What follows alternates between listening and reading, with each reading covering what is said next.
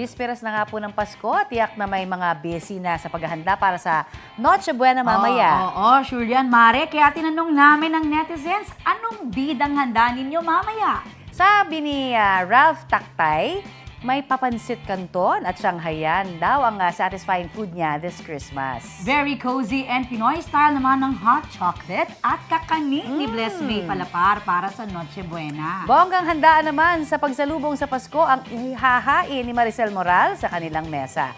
Mayroon silang spaghetti, fruit salad, fried chicken, ham at tinapay. Wow! Ang sabi naman ni Edward Santos, ang handa nila nakadepende sa handa ng kapitbahay. Ayun, nakakagutom, di ba? Wala mang handa. Ang importante raw para kay Jessica Muahe, kumpleto at walang sakit ang kanilang pamilya. Yan na raw ang maituturing nilang biyaya ngayong Pasko. Dapat naman, di ba? naman. Sabi nga nila, kahit gaano kapayak ang handa, basta magkakasama ang lahat. Yes. Healthy and happy. Kailangan buo ang pamilya. Yes, ayan. At saka syempre, dun sa mga nagbabudget, huwag na tayo ma-stress ha.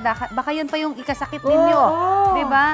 Lalo na ngayong holiday season, marami ho ang talagang tumataas ang bilang ng mga nauospital dahil sa stroke, sa high blood, di ba? Basta Kaya kahit, kahit simple ang handa, basta importante sama-sama and full of yes. love. Ayan. Spread the love.